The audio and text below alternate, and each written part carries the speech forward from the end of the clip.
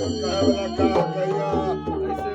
कहीं भी जाना तो एगो सिमरन एगो बांधल होना के चाहिए।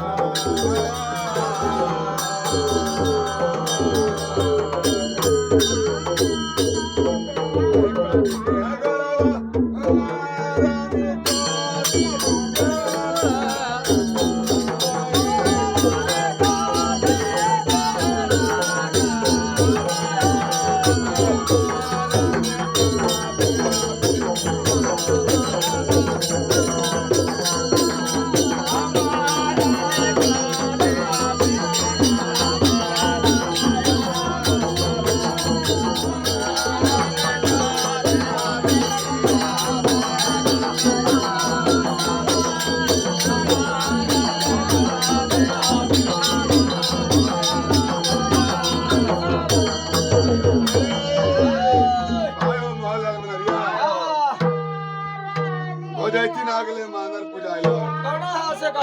मानर पुजाला ओकर बाद में आगे विधवा हो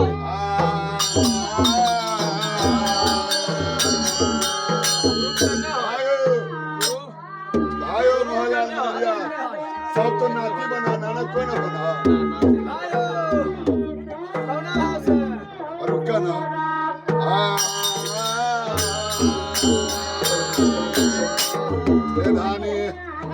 रानी अहे दूधू मनरिया अहे के जलरिया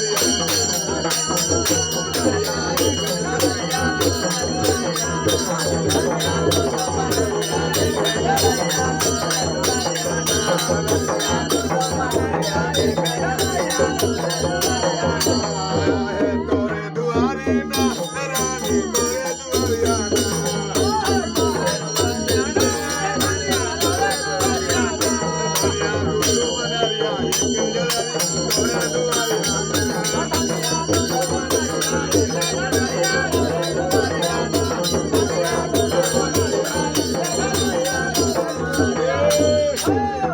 उदरा खुदरा ना लेबो लेबो पाना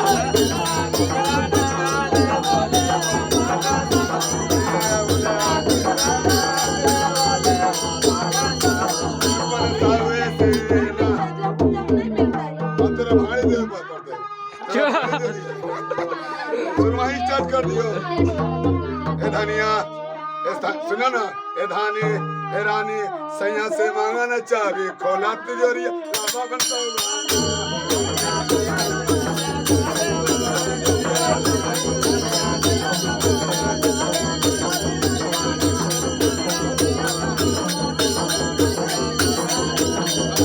खोला तिजोरिया ना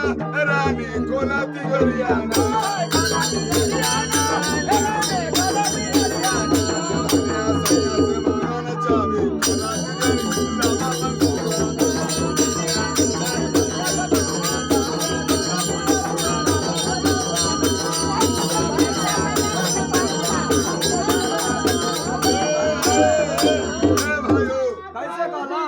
का कहिया मलिकवा कोती नाम हले संजय जी।